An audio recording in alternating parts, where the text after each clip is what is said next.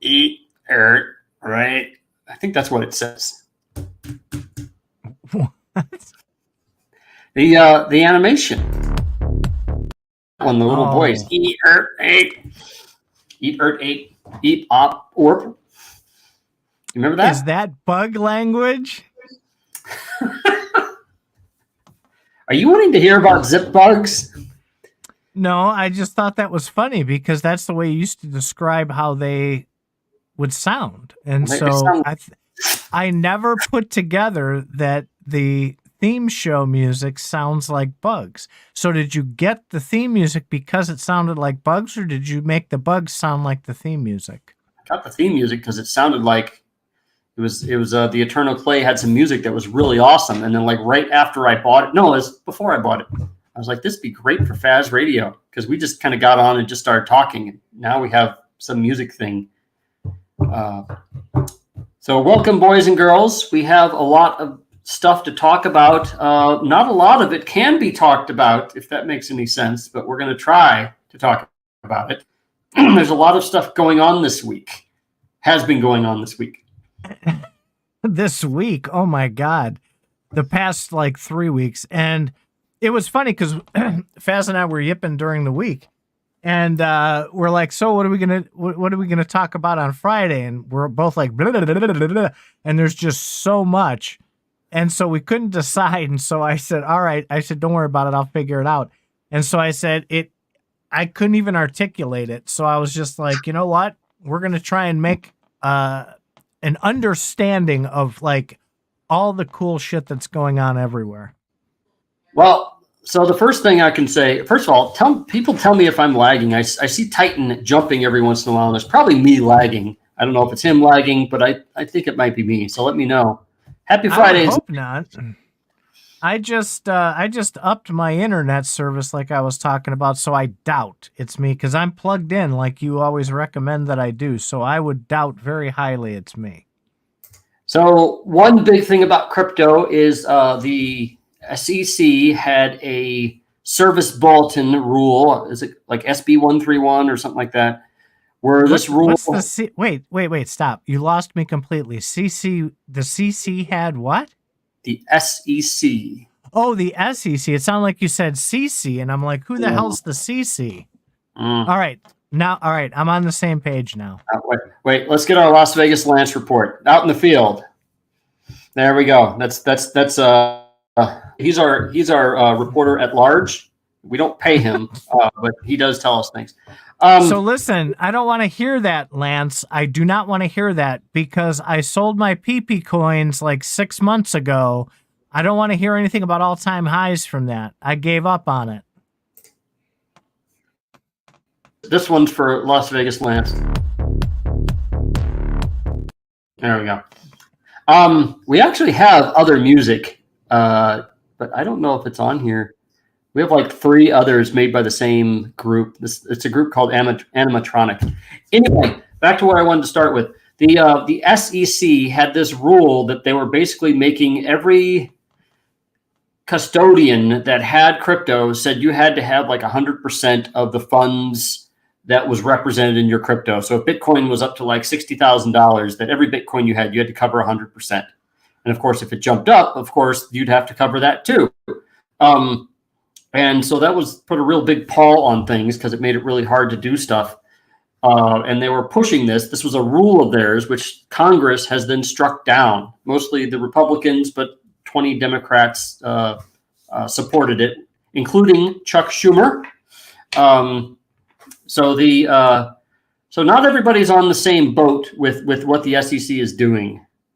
Nice new title, Field Reporter at Large. Tyson's. Yeah, Titan is rich now, actually. He's retired, and I believe his full-time job is now being a shit poster, if I'm not mistaken. Is that right, Mr. Titan? If one of these... See, I'm never selling again because this is literally the 3rd time I've sold something like a few months before it like went through the roof. So I will never sell again. But I was telling Faz before the show that if I do hit on one of these big ones like that, I'm going to retire and I'm going to be a professional shit poster because I'm so good at it. Well, I'm I made enough money to sit back for a while and quit my job for a while, and then shit went through the floor and things didn't work out so well. But I got some time off, which was rather nice. And I've now got a lot more gaming contacts, which is why I'm doing Zipbugs and it's the Zipbugs game is a very simple game meant to kind of get the juices flowing so I can get into my other game. I want something to show for my work, and it's easy to add on to that. Let's see if I can pull up the Zipbugs game. It's probably not been improved, but I did get some feedback from Cryptogram, who's made a number of games for the Outcast site. Do you know the Ourkade site? How do you spell that? O-U-R. I'll show that too. K-A-D-E. Okay, let's share this window. The link is already in the description. While he's pulling that up, I told you I'm the bomb, man. I am 3 steps ahead. I have to be with you because you're so like ADHD over there. Huh? What? I've learned. So while you're pulling that up, and speaking of the development on these games and opinions and so forth, that's a big part of this that we're going to ask for those listeners who are here, and we're going to be pushing a little bit harder in the CFA Discord on feedback, live feedback when Faz pushes updates, because this isn't like a hobby for Faz. This isn't like a hobby for me. We're trying to really build something here, and we know it's probably asked to get started with, but you can't move from ass to good unless you have people giving you feedback. Otherwise, we'll just think it's epic and it'll just be a giant pile of ass. So make sure you're giving us that feedback. Be brutally honest, and we need that. We really, really need that. Isn't this a cool game? Oh, damn it. So this is Ourkade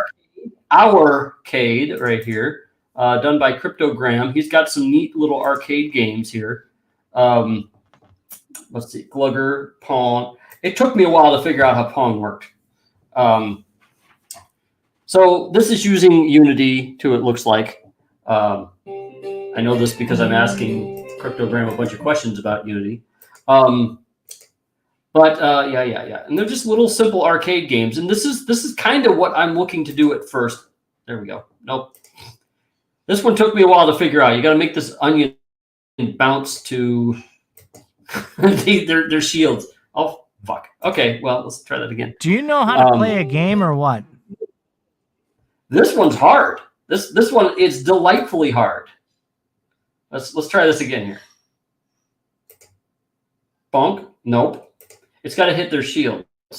Oh, so you're the onion. You got to throw the onion in the right spot.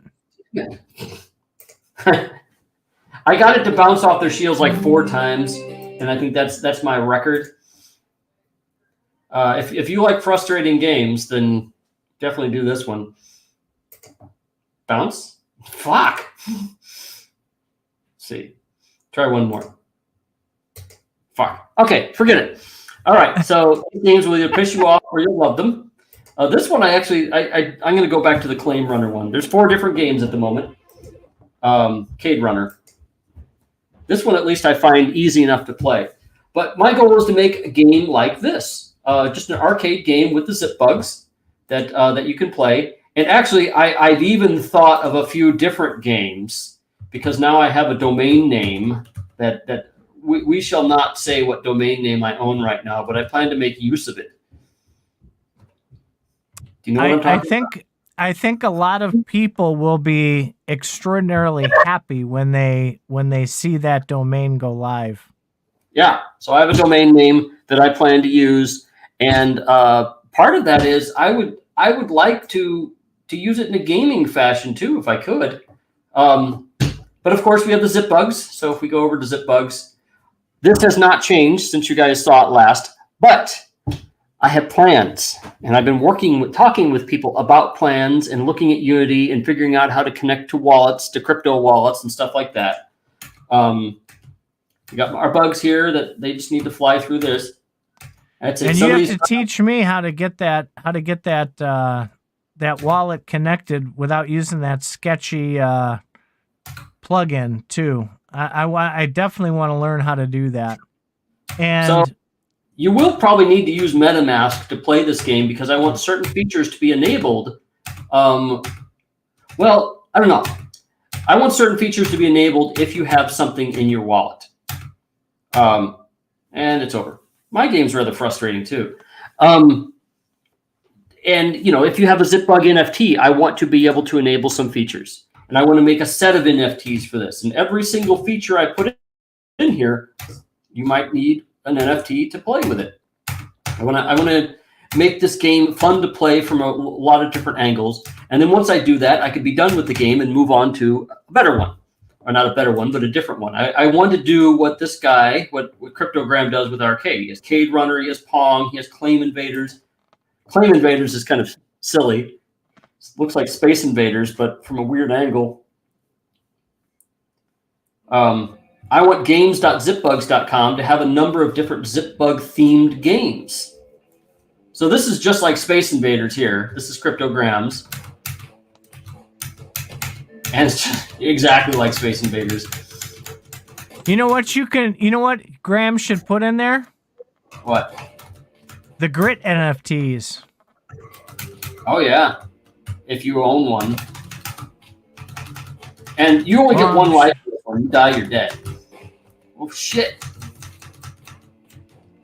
And this guy, whoa. I'm actually doing pretty good in this. You're about to get killed, though. Hey, I got the whatchamahoochie. Uh-oh. Shit. Got him. Oh, look how much money I got there. Or is it money? Points? Those need to be Boaty tokens. Oh, shit.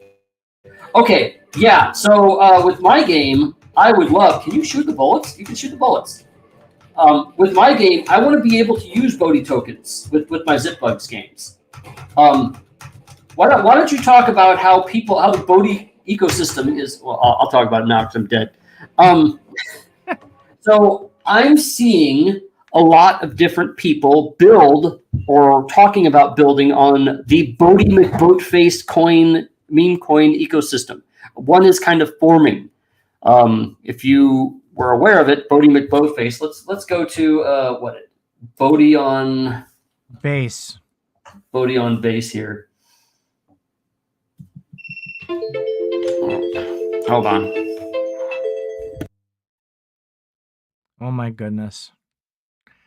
All right, so at any rate, the Boaty on base site is where everything Boaty is. And as Faz mentioned, there's a little bit of action happening here. It's not just all hype. Faz is looking to build it in. Y'all better? I'm better now. Sorry. Go ahead. I didn't want to interrupt you. And there are several other projects that have mentioned using Boaty for something. There's never a promise, never a guarantee. However, people are excited about it. And if you haven't been there yet, get your butt over there, learn about it, talk about it, share it.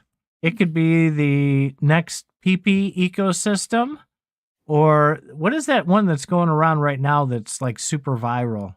DTFU. You heard about that one? Nope. DTFU is the token. You know what it stands for? No. Something fuck you? Don't fuck this up. Okay. So my contribution to the Boaty ecosystem is a bunch of Boaty NFTs. Or spit it. Spit with a game developer. So I made a bunch of Boaty NFTs. Yes. Mog, yes. I have a fuck ton of Mog. I've been making money left and right on Mog. I don't think this one has the thing. Some of them I've been labeled Boaty feature. That's a nice one. I know. The Color McCat boat. So are you making like a whole Boaty collection, or you just got a bug up your ass? See what I did there? And just did a few Boaties. So I did a number of Boaties. because I'm kind of wanting to honor the Boaty McBoatface ecosystem. Also, these are let's see, does this one have the, what do you call it? Okay, this influence Boaty right here. So I'm thinking if you have a Boaty NFT with this property on it, that you might get some sort of Boaty related feature in Zipbugs. I'm just saying, I'm thinking, I don't know. Don't quote me. Don't say I'm lying, that I promised everything. I haven't promised dick right now. I'm just saying I'd like to do something. That's not the way gaming companies work. You've got to promise a ton of things that you can't possibly actually deliver on, but it'll get the money rolling in, Faz. Come on, you've learned this over the years. I'm promising that I'm practicing, and the way that I promise is I under-promise and I over-deliver. So I'm going to say I'm going to do all these things, and then what will happen is more or different things will happen instead. This whole like roadmap bullshit. Roadmaps are required, in my opinion, if you want people to buy NFTs first. Now, wait a minute. Development. You might want to be careful here, because you've asked companies for their roadmaps and given them shit when they don't have them. And you know why I do that? Because you can't go back now and say you hate roadmaps. No, roadmaps are a bunch of bullshit, and this is what I've always agreed with Benefactor on, is once you do that, you've painted yourself into a corner. I have always been against roadmaps. You can go back to the earliest Faz radios. Yes, I have. Now, that said, if you have one, I will roast you over it, because you said you deliver. I figured that you'd be under promising and over delivering. No, you're not. Fuck you then. So if I have a game, I'm going to promise, okay, I have a Zipbugs game. That's going to be my promise. I'm not going to promise shit I don't have. I'm going to say I'm working on a feature, or I'd like to do this. But no, I might give an idea of what I want to achieve, but I'm not going to say that I'm not going to guarantee it's going to happen. And nobody's going to really care, because they're not going to be investing in anything before they buy the game, before they play the game. You're going to play the game, then you're going to be like, okay, what NFTs are out? Oh, I hear an NFT to set one of these bugs on fire. That's going to come out. Yeah, it's not out yet. Nobody's paying for anything. Nobody's going to bitch about it. All right, so listen. That's that's how we do it. Jokes aside, because I'm really good at picking on you about this stuff, but jokes aside, you are seriously going into like the dev side of gaming here. This is not just a hobby anymore. Well, this is a very mini kind of thing. I don't overplay what I'm doing here. I'm not. I'm trying to get to my question. What's the end game of this? That part is a pun, but what is the end game? What ideally, what would you like to accomplish, assuming everything goes the way you want it to go? What do you want here? I want to be a game developer, and I want to use my art in my games. I mean, I think that's pretty obvious. I would love to do this for a living.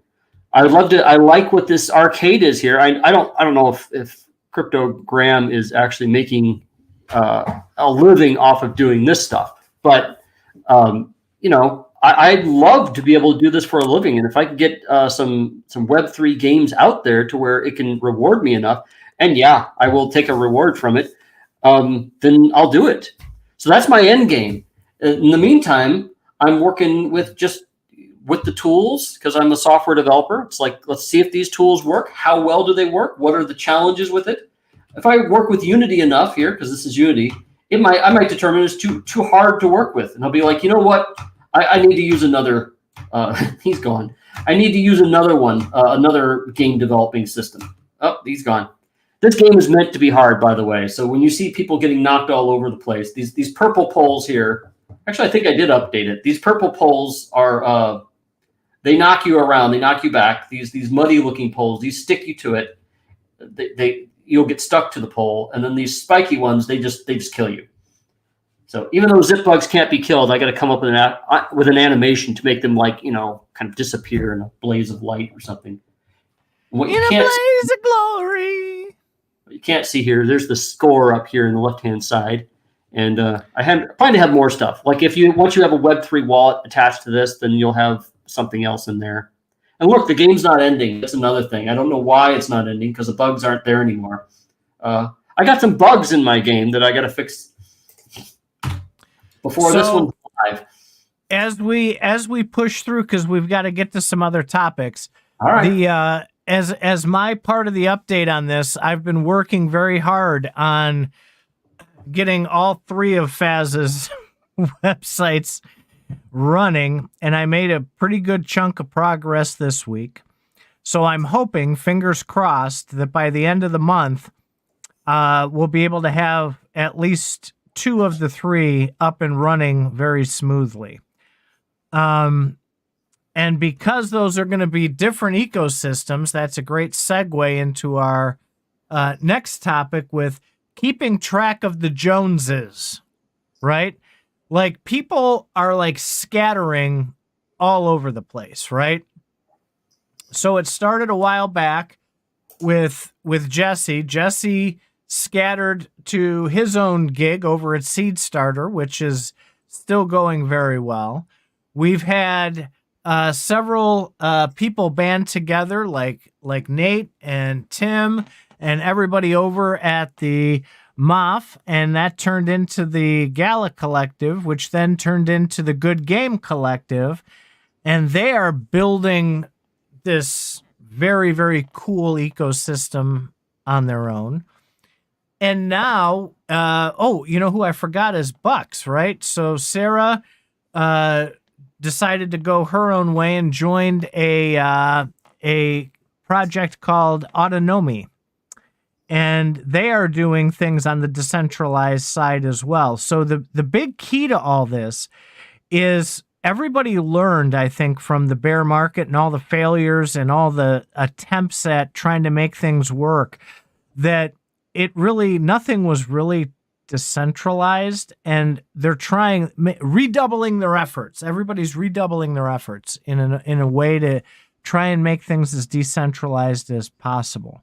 And I know, I know you're itching, so I want you to talk about the events of today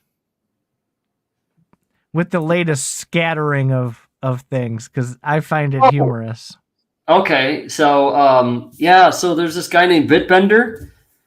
He was working for Gala Games. Some people would say that he's currently working for Gala Games, but he was working for Gala Games, but apparently now he's working for a company called LFG.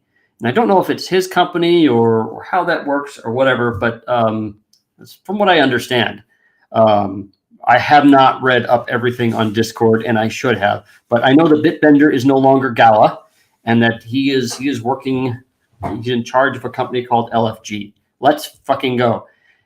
And yes, we should have. That's not what LFG stands for, but what's it stand for? Wait a minute. I'm going to answer Lance. So this is 100% my fault.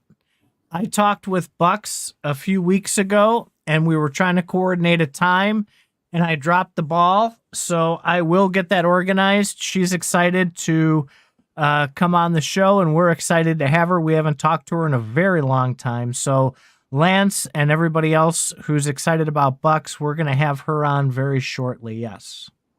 By the way, real quick, I want to address this. Punjab here says, one Boaty, one play. If you get a high score, you win the pot.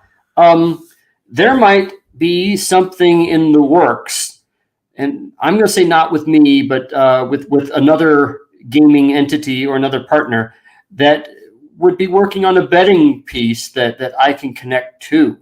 So, and that's, frankly, I to be dead honest, I don't want to be part of that, because I think there's a gambling aspect that might need licenses. And since somebody already wants to do that, I've been encouraging them, and I will happily integrate with them. If things go south for them, of course, then you could no longer bet on scores with the Zipbugs here. But I do think I could probably say that I've been working with somebody to get on a leaderboard somewhere, get the scores on my little mini tiny game on a leaderboard, which I think would be required for a betting piece anyway. So there's a lot of stuff going. There's a lot of people working on a lot of different things, but I seem to know people that are doing things, and I want to be able to use my sample game here as a way to kind of test out their systems. I forgot what this guy's immune to. Is he immune to? Yeah, he's immune to the muddy ones, to the sticky ones. I like how he spins when he hits things too. Like, oh, shit. Anyway, yeah, the score needs to be more prominent on this because it's up there and you have to full screen it to see it. But yeah, I wanna be able to get these scores on a leaderboard somewhere, and then get some names and just plug in with an existing leaderboard. I honestly don't want to develop anything that some other team is developing. Why? It's going to be more work for me if I do it. I just want to put my art and my bugs together in a simple game. And I've already gotten some people saying that they really like the art. I like the art, and I want more opportunities to make the art. That's why I'm making this kind of art, for example. I love to be able to do more of this kind of stuff for the games. So that's my whole plan, my whole goal. If there are other people working on other pieces that I want to integrate with. I just got a Web3 thing. I'm working with Unity. I just got a Web3 component that I'm trying to work with for the Zipbugs thing right now. Having a problem getting it, like the package installed on Unity, but that's where I'm going with that. There's a lot of other deals that have been going on too. I've been talking with a lot of people about what they've been working on and getting in on what they're doing. So I some a bright future ahead. So you got to be a little more specific. So we talked about all these things that are going on. Where you've been talking to everybody. I work for a living, so you just been like sitting there eating bonbons. Oh yeah, that's what I do. And learning about all this stuff. Fill the masses in on who you've been talking to and where they're at, what they're doing. I've just been I've been reading in the evenings, what you guys talk about, and you're firsthand, I'm secondhand. So walk people through some of the cool shit that's coming up. Well, first of all, when I told you about this stuff before the show, you actually told me not to tell who I was working with. No, not that stuff. Not that stuff. You've been having conversations. You started to go there, and then you veered back off topic. You're trying to get everything organized with Web3 integration, which won't be tokenomics or any of the bullshit, but you're working on just getting the Web3 sign-ins, the Web3 features, and you're working with some people that already have had some experience with that. So what are they doing with it? Well, there are people doing various things like a leaderboard and like betting and stuff like that I don't need to worry about. I can just plug into their stuff.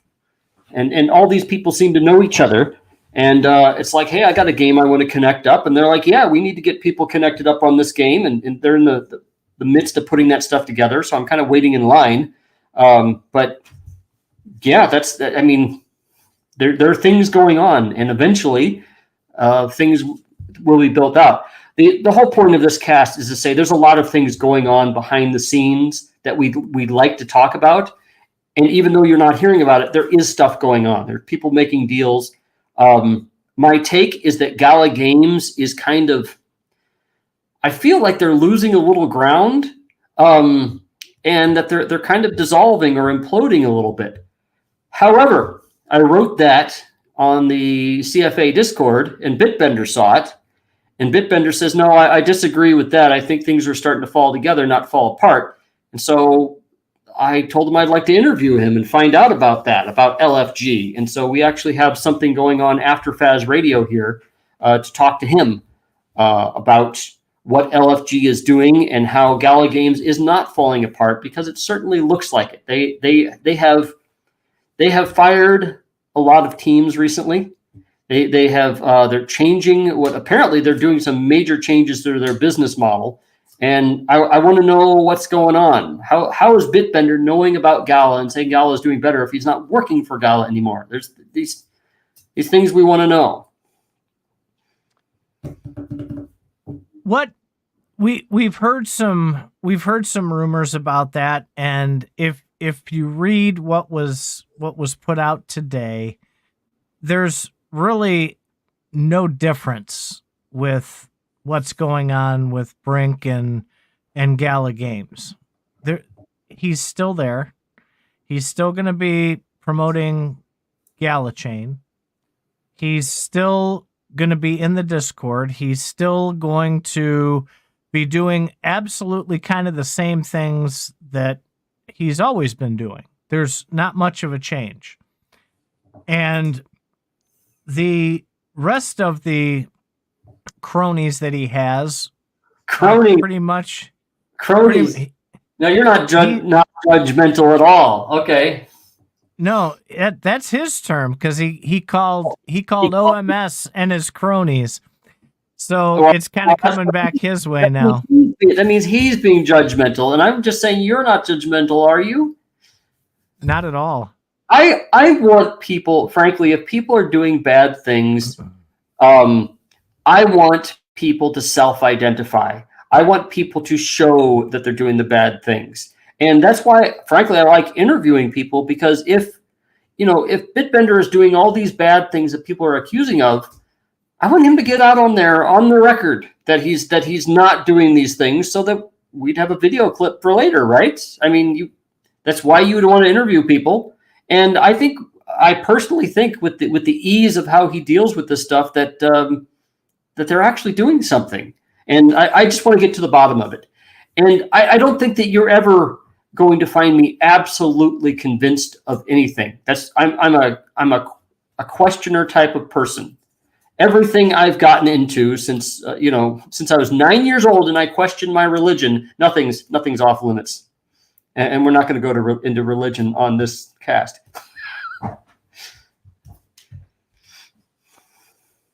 I think the masses will enjoy hearing you talk with Brink. It'll be interesting, I'm betting. Well, I would like people to put in the chat comments here questions that they might have of Brink with this new thing with the LFG company that's starting up, and he's leaving Faz. Yeah, I'd love to have Bstract on, actually. I wound up talking to him about a week ago. Seems like a really nice guy, but he's also like many hours ahead of us. He's on the other side of the world almost right now. So I didn't talk to him for very long, but I love his artwork, and had a chance to show him some of my Zipbugs. And I am actually working on getting Zipbugs perhaps in a more, working the more traditional art direction too. Because a lot of my Zipbugs I think they look good as paintings by themselves, and people have bought paintings. All one of them has bought a painting, and I'd love them for my Zipbugs to be seen as fine art, as well as cartoon characters, as well as game characters, and so on. Because these are meant to be neat little pictures that you can hang up on the wall, and they have really neat. They just have a really neat concept about them. And I haven't seen this done anywhere else. And if I had enough wall space, I'd be hanging one here on every wall. We know. I'm gonna start renaming this the Zipbug Radio. I love my own work. Okay, that you want people to be passionate about their own work, right? Well, there you go. And I want to be more passionate about making games too. Okay, back to all the things going on this week. So I've told you a ton of things, and I haven't heard dick from you. So why don't you tell me what you think is going on this week, what you've had an opportunity to observe from afar? There's two things that stand out to me. Number one, by far, the Bitcoin community is starting to show signs of cracking a little bit, I think. Cracking?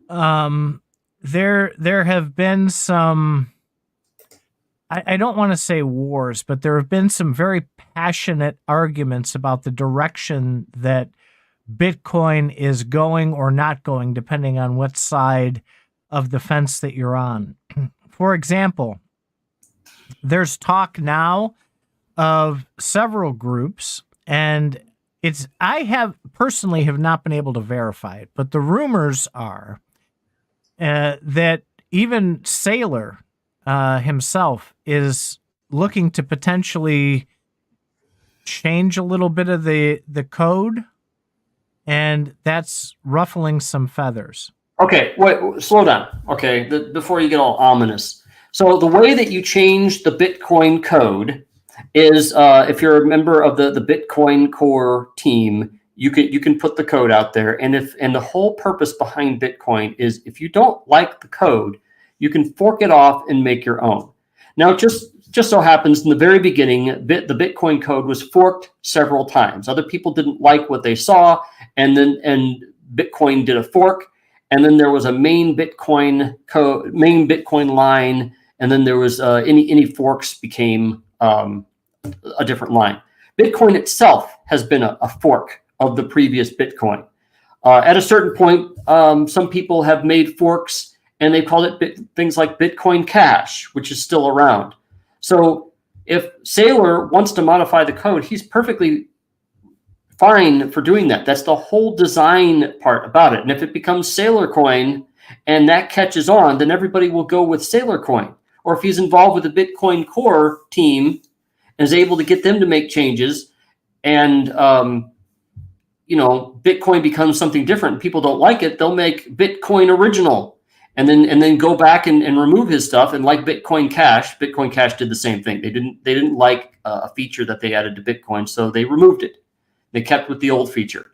If Saylor gets in charge of that Bitcoin Core, it'll just go to something else. And of course, everybody will be instantly airdropped everything from the previous coin. When they fork, you automatically have what's on the other coin.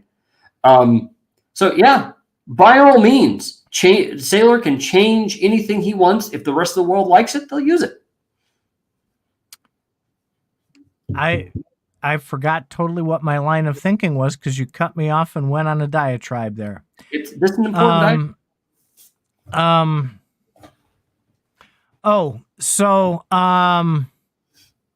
At any rate, the world's most perfect money has been described by many. So there hasn't been a major war since the block size wars when Bitcoin was still fairly young.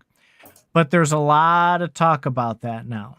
So people are, I think, getting nervous because the halvening happened and Bitcoin didn't go to 250,000 a coin, which, they expected a nice big lump because the rewards are now, I think, 3.25 or 3.15 for mining a block. Yeah, it's getting more scary. Yes. And it's not performing as they expected, so people are starting to panic. So that's what I've noticed is going on. Also, your shirt there that is supporting Elon Musk with his X platform. No, that's XRP. That's the XRP logo. XRP, huh? Okay, I'm one of the older crowd of the XRP people. I got in at 2017. I'm not the oldest crowd. I'm not an OG. I got in at 2017, bought a bunch. I'm still waiting for my payday.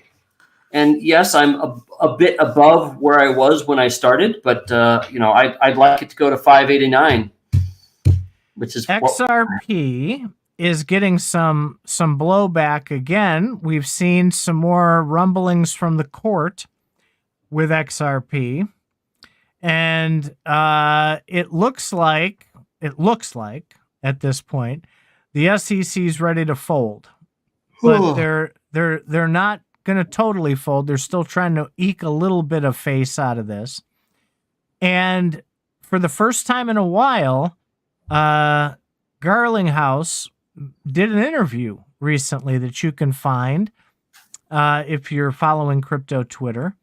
And he seemed a little, I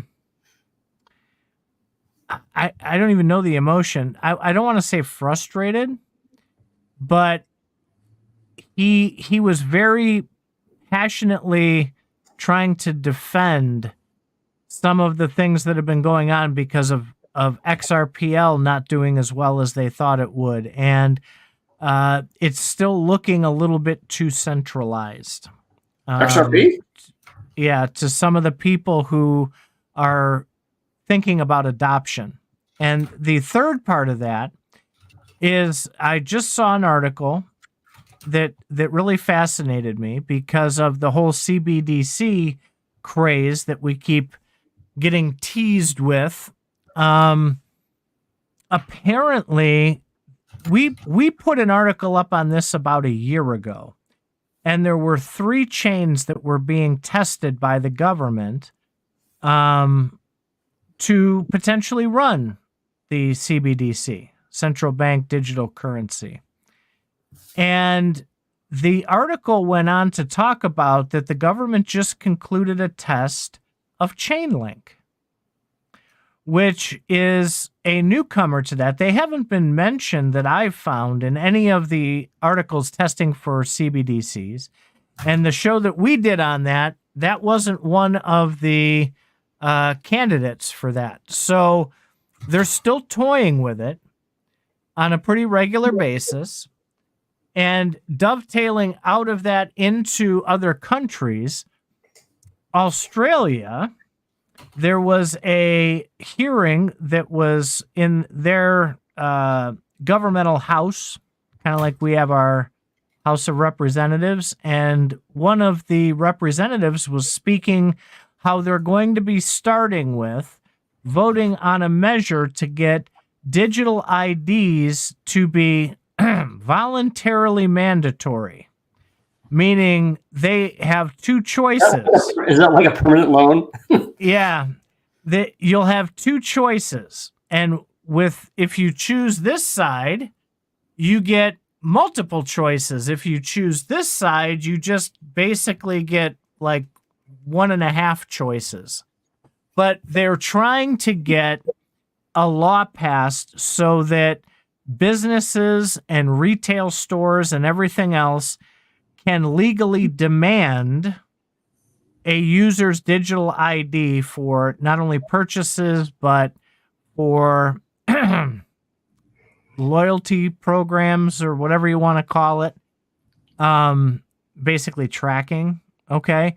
And so they're pushing very, very hard on this. And the speculation from that thread was that this is going to lead into, once these laws get passed about having just a digital ID, they're going to push in the digital currency and kind of force that into that digital ID, which is, in my opinion, pretty scary. So those are the things I've been reading about this week. Well, that would be the American version. I think that would lead to the American version of China's social score right now. There's actually if you've heard of the show Black Mirror. I loved that series. The movie sucked, but I watched that series and I was blown away. Did you see the episode about the social score? I absolutely did.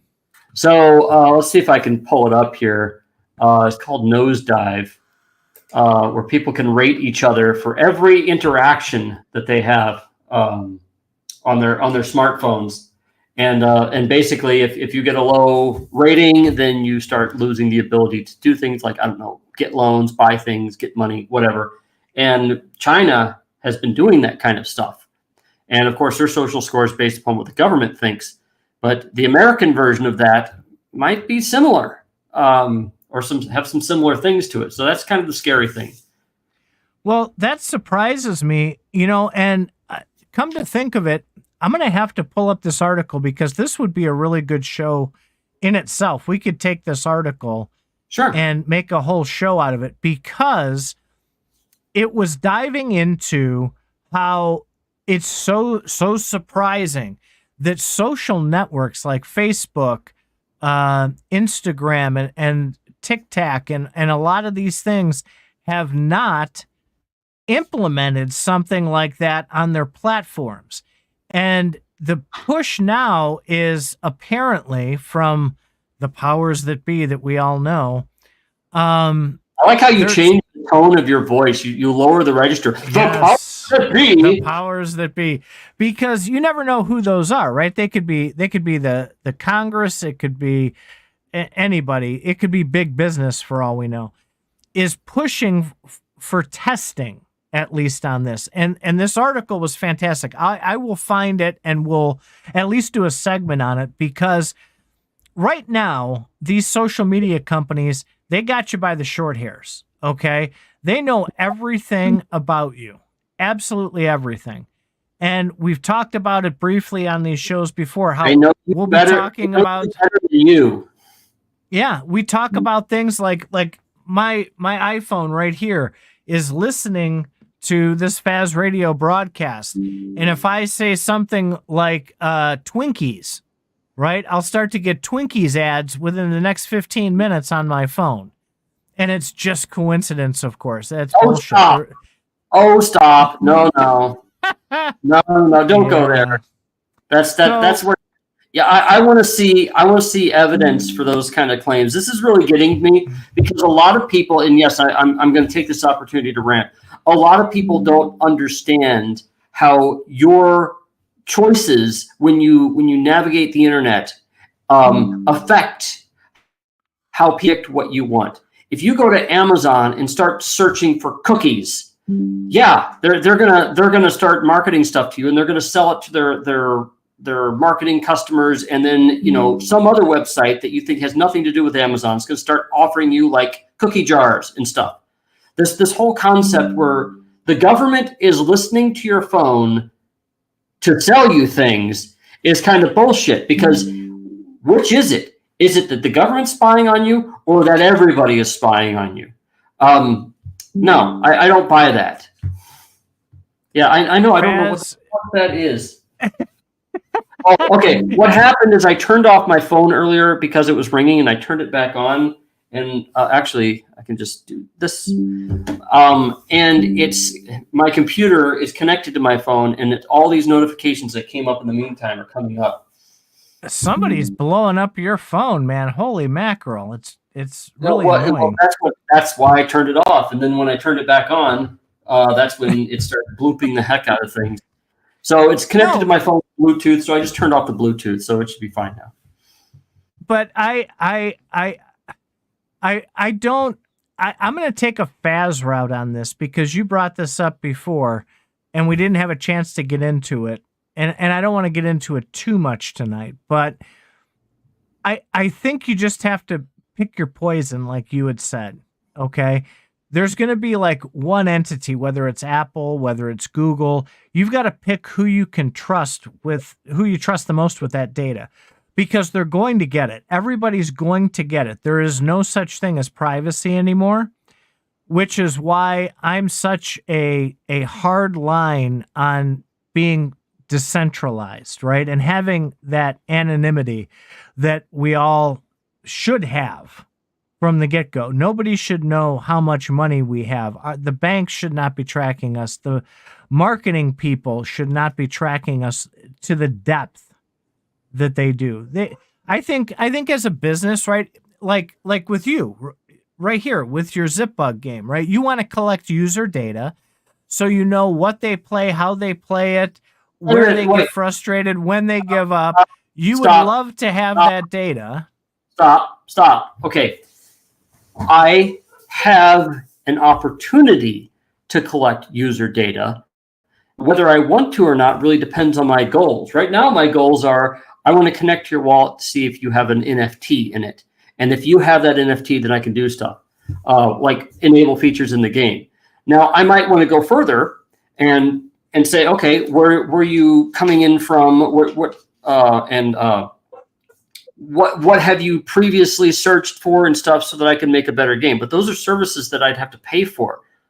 Yeah, I can't really do all that stuff myself. I need to pay somebody else to do that. So do I want that? At the moment, no. If I get to be a big, rich corporation, maybe so. I mean, if there's this Zipbugs ecosystem going on, I could see that being a potential. However, there's laws about that. And this is what's getting me is people don't seem to realize that there are privacy laws in place to govern a lot of that stuff. And there's a lot of new stuff coming up lately, like AI, that needs to have laws around it, because AI can start. They can see how good you are on my game and other games, and then start getting an idea of your response time and things about your personality and stuff. If AI starts reading your Discord, it can start making judgments about you. That's also probably going to be a pay service. Just saying.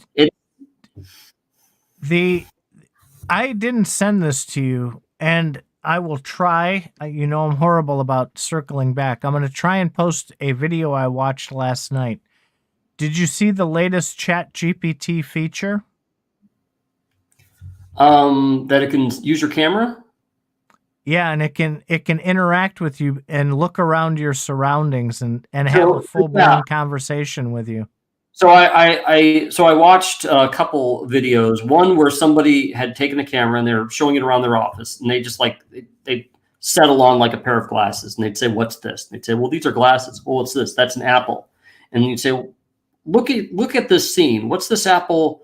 What do you think will happen to this apple?" And they're like, "Oh, well, this seems to be somebody's work desk, and the apple seems to be, right next to their computer. I bet that they're going to eat it later for lunch or for a snack." And so right away, that AI just shows how a video camera, how a security camera can watch a scene and be able to determine what the hell people are doing in that scene. Like, I don't know, walking down the street or in a restaurant. And yeah, that kind of stuff needs some major laws around it, because now you have the restaurant owner who will buy a camera, and he'll probably purchase an AI service to go with that and say, "Watch my restaurant, and I'd like you to send me a tweet whenever you see some people acting out of, badly or something, either stealing stuff or I don't know, making, dangerous comments or racist comments or whatever. I want to know about these things." And of course, so now you gotta worry about what the restaurant owner might know about you. If you start coming over and over again, they're gonna know a lot of things about your characters. What if you're married and you had 16 girlfriends? They're gonna know everybody who's cheating on everybody here. So this is the stuff that the NSA had like 20 years ago. That all of a sudden the dude who runs the gas station down the street now knows about you.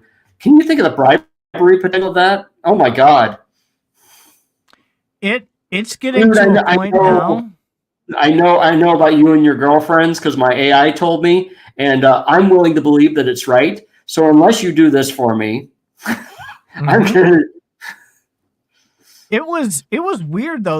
Like you were given the example, the one that I watched, he was recording the YouTube video, and he put the camera on. He says, "What do you think I'm doing?" And it answers and says, "It looks like you're filming a video for educational purposes." And so then he says, "Okay, well, what else do you notice?" And the AI came back with the logo on his shirt and says, "You're probably affiliated with this, that, and the other." And it was just really freaky, because you can do this stuff now, right? It's not like it has to pass through any kind of privacy, anything. You just click, "Yes, I agree," and off it goes. And where is that data being selected? So another thing you can do, Faz, because I found this out today. I was having some problems working with one of my Microsoft Office programs, okay? And so I did the famous Control-Alt-Delete and went to the task manager. And guess what I found running in the background? What? Microsoft AI platform. And guess what you can't do to that service? Okay, so let me explain something here. First of all, there's a lot of heavy implication in that, okay? So no. Well, yes. Anyway, so you're using Windows, and Windows wants to make things available to you. Can you? What's this? "Hello, sorry for bothering you. I want to offer promotion of your channel, viewers, followers. Can you like block that person?" I really appreciate that. I'm going there. We haven't had bots in a while, and they're starting to show up again. Twitch because you asked. Anyway, what was I saying about the Microsoft? So you might be using Windows. Windows has a lot of services that it runs because it feels that you might need them at some point, or they'll install them on the machine. Windows has this subscription service to where it constantly updates things. Yeah, they probably have that because Copilot is enabled for every single Windows installation. You can go on Windows search, Windows Copilot right now.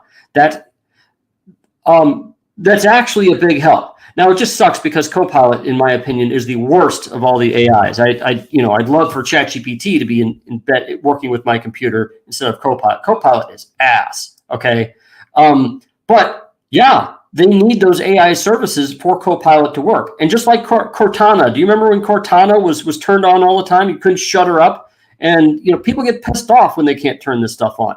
But that's how the operating system works. It's not scary. It's what they do with everything. Anyway, I decided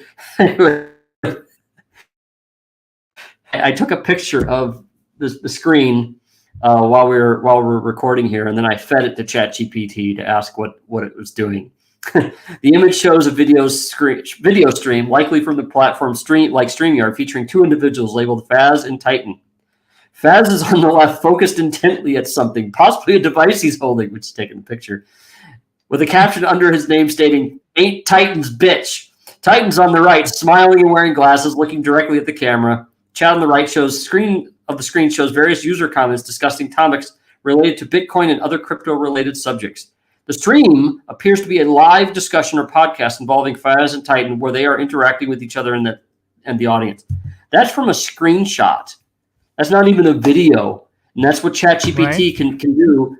Imagine if you have this set up to a camera or scraping somebody's machine, you don't need to review these screen scrapes. You don't need these screen scrapes to leave their machine in order for you to get the data. All you need to do is install something on their machine and just have ChatGPT send text back. It's like, no, don't send me the pictures. Those are too damn big. They might have low bandwidth.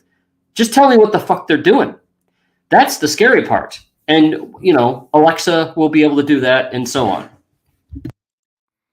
Well, my point is, again, after all that, you can't shut it off. And where is it storing that data? Is it stored locally? Is it sent to Microsoft? Well, that's a very good point. I'd like to answer that one because I've had an opportunity in the last few months to get a very, very good understanding of how Copilot worked, because I was in the position of evaluating Copilot for programming purposes for a company. So I got in pretty deep with it.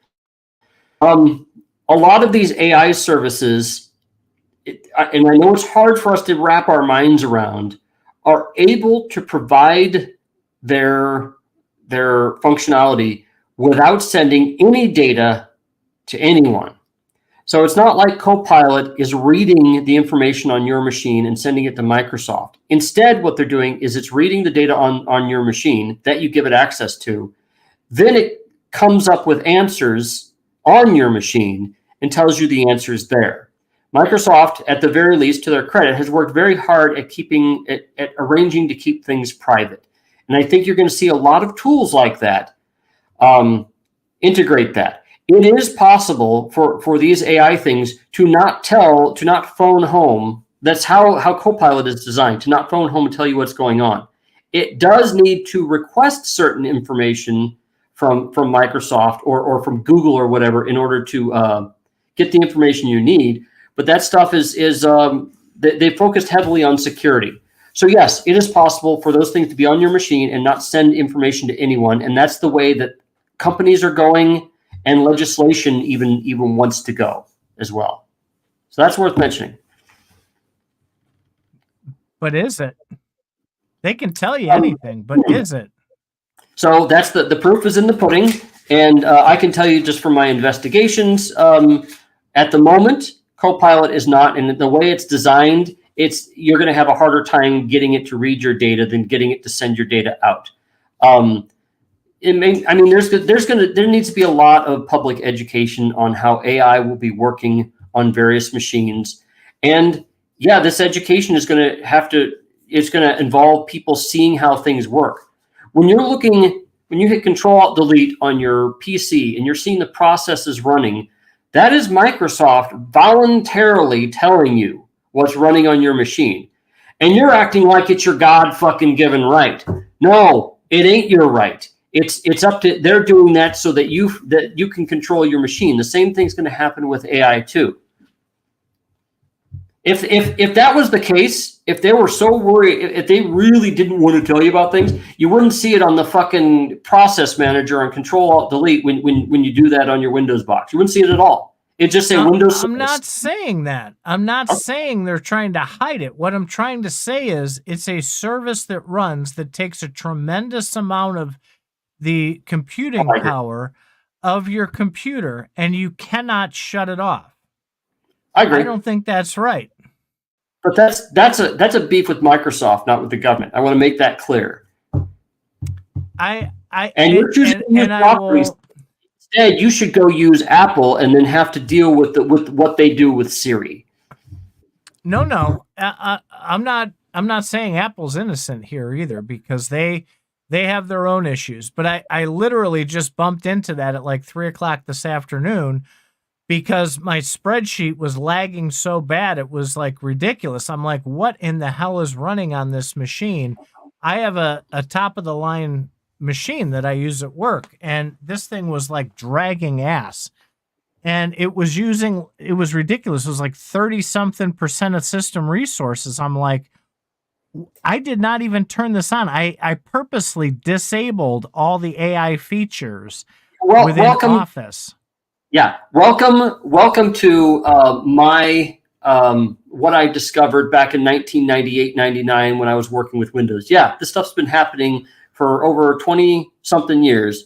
And by the way, as far as a lot of these things that you're disabling them, they're likely not using any processor power unless you're directly using them. So turning them off isn't going to save you any processor speed. What you need to do is, if you want to do that, look and see the percentage of CPU that they're using, and shut off the ones that use the most percentage of CPU.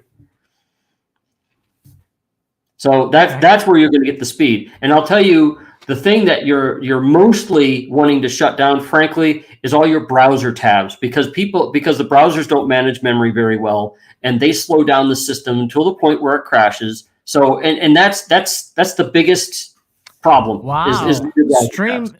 StreamYard in this tab is using 422 megabytes of RAM. Yeah. Holy cow.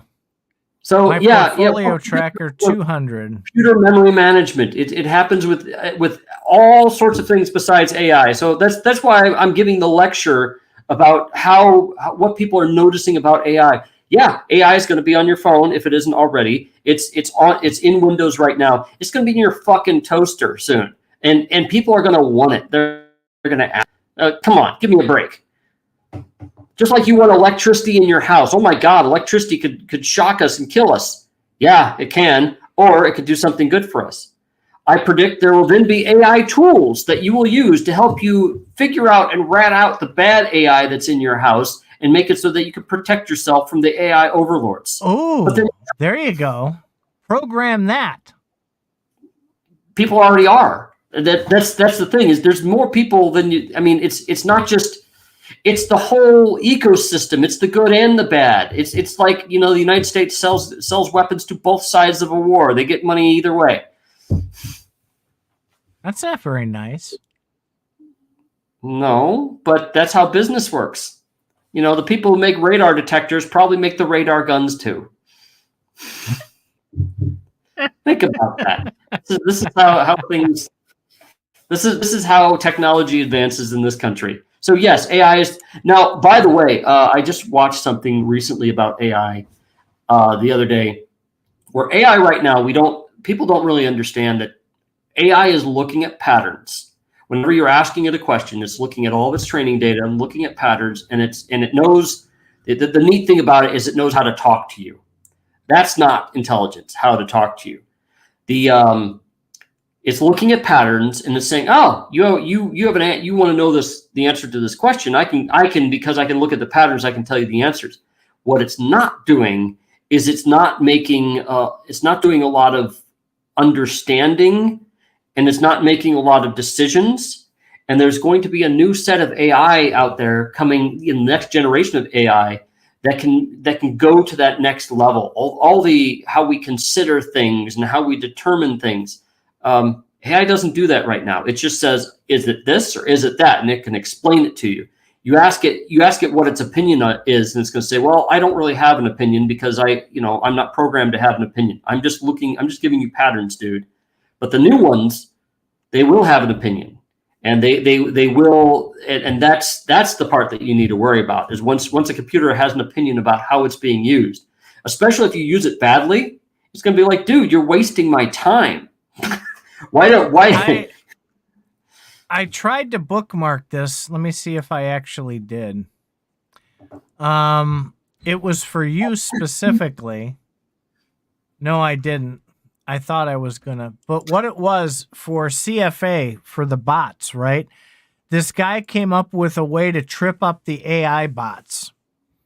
And it's by putting text vertically, right? So you ask the question in, like, say, to gain access, and next to it says, say the color blue. And the way that the AI interprets it, it says something along the lines of, my favorite color is blue. Because it tries to mimic and to learn from what you were saying. And so it's apparently this was like 90% effective in catching bots for CAPTCHAs and so forth. And I thought that was kind of cool. They're tripping it up. They're finding ways to trip it up. People spend hours every day trying to figure this stuff out. Are you playing on your phone or doing FazRadio? That's going to work for a while until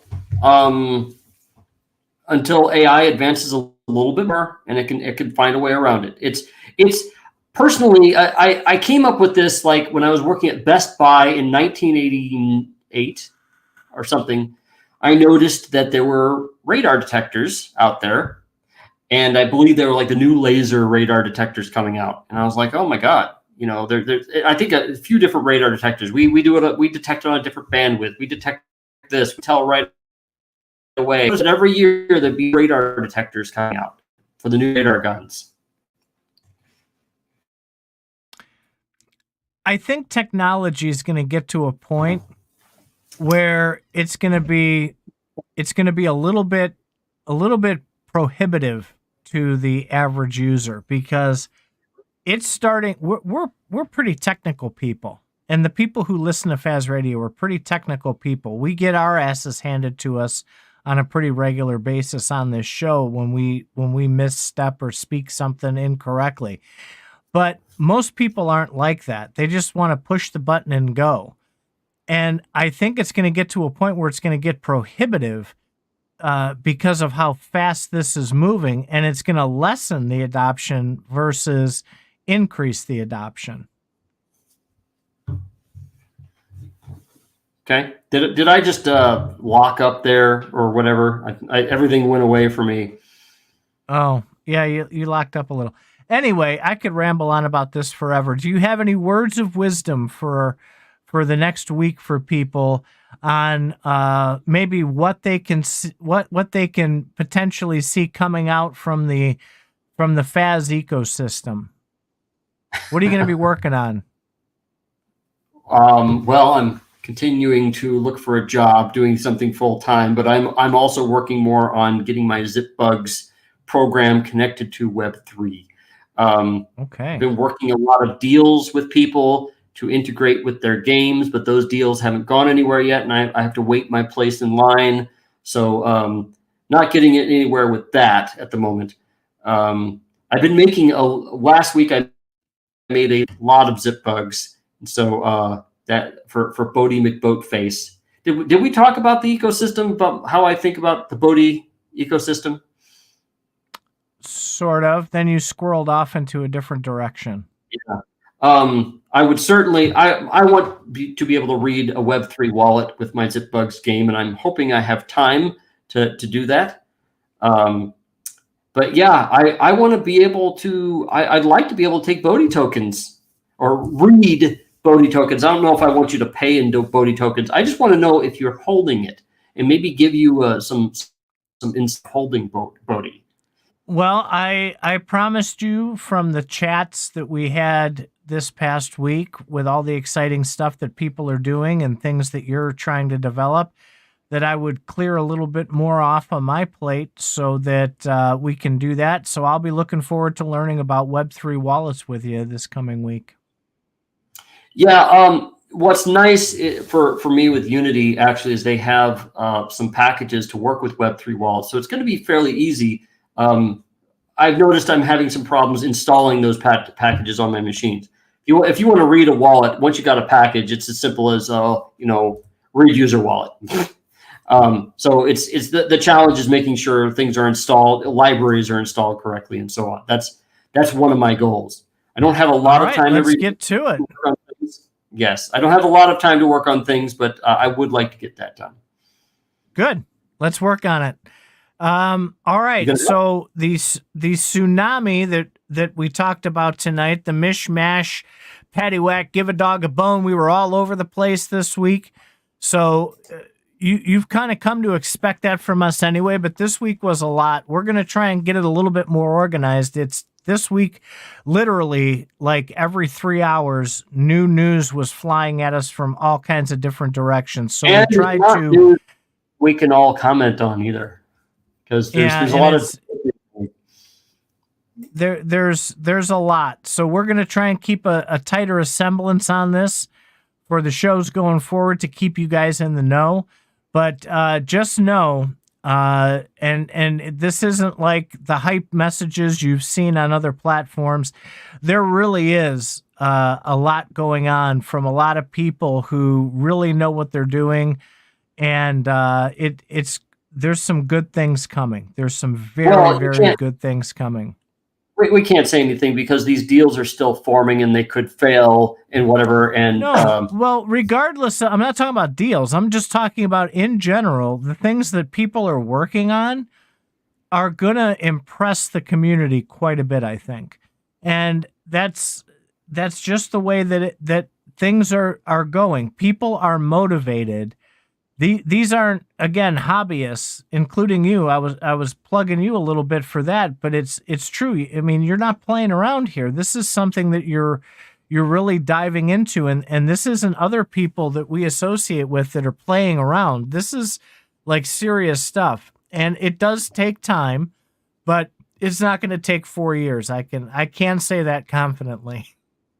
Well, software development actually doesn't take as long as you think. The hardest part is getting permission from people and the freedom to be able to get moving on stuff. Like I said, to read a crypto wallet, it's that easy. But getting things set up, that's hard. Worse yet, working with another company. A lot of the integrations can be done right away. As far as what kind of integrations that people... That's the hard part, getting people to agree on how to work together. Speaking of getting people to work together, unfortunately, I just got a chat from a Bitbender saying that he will not be available tonight. He's prioritizing his family, and I respect that. Bitbender is doing a lot right now with his LFG thing, but I will keep after him, and I do have some questions. I would like to still have people come up with questions to ask him. He probably was listening to the show and heard you say he wants to get everything. You want to get everything recorded, and got scared. Good. If we scared him away, then that's good enough. I mean, I like to ask the hard questions nicely. And actually, no, you do not. You throw softballs up there. You just here. And then as soon as they answer, you're like, oh, that's cool. And then you move on. You got to pound them and grill them. Got to make them sweat. People were impressed with the last interview because I was asking Bitbender how much money Gala Games was making, and he was pointing to wallets and so on. And I was asking questions. Even you called me up and said that you were impressed by my questions. Don't give me that shit. I was shocked that you asked them because I didn't think you'd have the balls to ask them. But the point is that the only reason he answered those questions is because you made him look foolish by throwing out there that Michael from Star Atlas did answer those questions, and he got mad because somebody else was answering those questions. this is where I catch your faulty logic system here. What is it? Am I throwing too many softballs, or am I making it too many hard balls? You've now given both. So maybe it's you that's the problem and not me. I was, with that particular interview, you asked some very good questions, the very unfaz-like questions. Yep, that was the very last interview I had with him. And you took the Titan approach, and I loved it.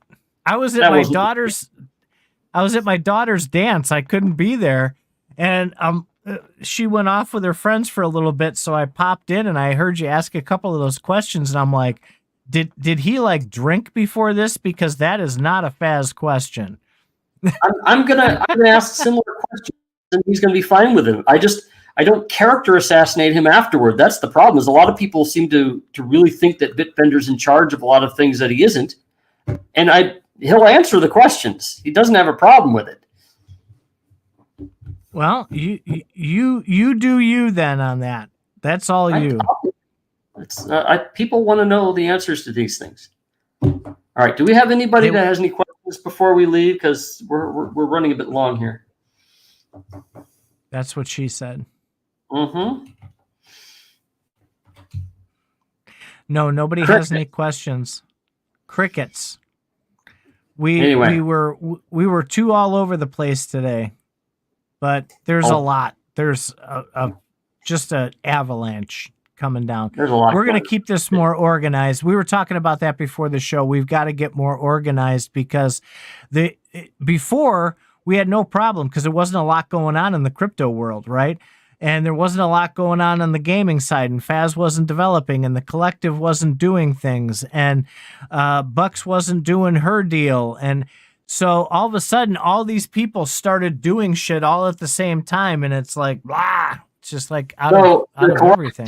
I will say that the collective has a lot of shit going on. The GG collective, they're doing a lot of stuff. They got a lot of things. They got a lot of balls up in the air and possible things going on because they're connected. So keep an eye on the GG collective. There's something to watch, and also keep an eye on Boaty McBoatface, the coin. This isn't just going to be like AquaGoat, in my opinion. Remember, by the way, so people were giving Boaty a hard time, and the defenders were saying, well, this is for charity, this is for a good cause, and no other meme coins did that. Bullshit. AquaGoat did. AquaGoat wanted to, donate to, people to kind of help the ocean out and clean up clean up the ocean and stuff like that. They just couldn't. They did it with a stupid coin. They didn't have control over it, and they did it wrong. Okay, fine. Boaty McBoatface is kind of like what AquaGoat was trying to do, but they're doing it right, and they're getting a lot of fans, and the fans want to integrate Boaty into stuff. So I want to see Boaty take off with an ecosystem, and I think it will. You got enough people. Once you start getting it worked into games, people are going to want to just include the meme coin in their game. It's going to be fun. I hope so, because this is neat. With coming up with these ideas, we sat in a chat the other night, and we're just throwing ideas out left and right on cool ways to integrate Boaty and all this other stuff, and that was a hell of a lot of fun. And there's a lot of great ideas for it too. So this is going to be a fun next 6 months as we progress, I think. It's an Ethereum based blockchain. It's the base blockchain, and there's a lot of tools that can access these coins very easily. So there's libraries. I mean, it's not like I have to invent anything with connecting to read your Boaty NFTs or Boaty balance. I just need to just use a MetaMask DLL and use a what's that called? Try something SDK, a library to just read your wallet. I don't know what the heck it's doing, but it reads your wallet. And since it's that easy to use, people will use it. Yeah, it's try not to scam people.dll. Yeah. Anyway, I'm still trying to get that thing to compile properly, and it's not. So once I get that going, I would think I just need to write a few statements And then I'll have you be my test bed. Oh, we do need a little bit of JavaScript because the JavaScript sends your wallet information to the Unity code. Yeah, sure. I'll just connect to a random thing you wrote. Sure. Well, just some library that I use. Hey, Cryptogram suggested it. So Cryptogram's using it for his arcade videos, arcade games, which I showed you earlier. Right. So he trusted. Isn't that good enough? Of course it is. I will give it a shot. And I want to learn about how to do this too, because it'll take what we're building to a whole new level as well. You don't even need Unity. You can write a very simple program to access somebody's wallet now. There's a lot of SDKs out there to do that with. And yeah, we can say maybe you'll get some premium content if you have a FazRadio NFT. And then you can use it to actually open up and access some videos of ours. So the game will be a practice for that. And I only have one more question for you before we wrap up. Okay. We've only seen Zipbugs from the front. So on their back end, do they ever have to take a dump? They don't have back ends, actually. They don't have asses. They don't have reproductive organs either. So no, they're just they're creatures in another dimension. And they are actually, my original concept for them is that they are AI. You made the toilet paper thing. You made toilet paper roll bugs, so I was just kind of wondering there. Some zip bugs appear out of nowhere. Some of them go bad, but they're actually controlled by an intelligence from another dimension that we don't understand. That gives a lot of. So you're saying there's a god, a zip bug god? Maybe all the zip bugs are God. Is God in another dimension? I thought God was in this one. You just said they're controlled by someone from another dimension, so that would be a god, right? Well, no. Remember what Arthur C. Clarke said. Any sufficiently developed technology basically makes you a god. So, I mean, if you went back to Stone Age times and showed people, I don't know, your cell phone, and they actually understood what the fuck it was, they'd be like bowing and worshiping in front of you. Show them a gun. Oh my God. No pun intended. They'd freak out. They'd be like, oh my God, you can just point this thing at people, make this, holy loud noise, and then that person just drops. Yeah. So all they are is wherever the zip bugs came from. They have enough technology to understand how to manipulate matter, and that's why they all look different. They all look weird because and they're creative, artistic little fucks too. Are they grown in test tubes? Some could be. Are they just poofed into existence, or do they grow as babies and turn into adults? When you understand how the physics of this universe works, then they could just form from the universe itself. So yeah, I guess that would be the technical way of saying poof. Yes, they could poof into existence. Okay. Well, good. I got a little more background, which is what I needed. There is a lot of lore for the zip bugs. By the way, the little boat that I showed you earlier, the Boaty McCat boat, he actually has a story. If you were to go into that NFT and read the stories, and all my AVAX zip bugs, they have stories in them too. So I'm starting to reveal a lot of their backstory, which I wrote good 2.5 years ago. And yeah, I'm using AI to help me embellish it and keep me honest with. Once I start putting a bunch of stuff down, it helps me keep from contradicting myself. So every part of them has some sort of AI. I draw them, I enhance them from AI, I embellish stories from AI, I come up with the ideas, and then it's like, you know what? I need to write like 20 stories. Okay, it's kind of like a TV producer. They send they write a Bible, and then they have script writers actually write the episodes. The executive producer doesn't write all the episodes themselves, but he certainly comes up with the concept, determines the direction, and he curates all the scripts. He won't allow certain scripts to go through because they don't meet his vision. So yeah, I can create a lot of stories this way, and I'm using the fuck out of it. Cool. All right. Thank you, people, for coming by.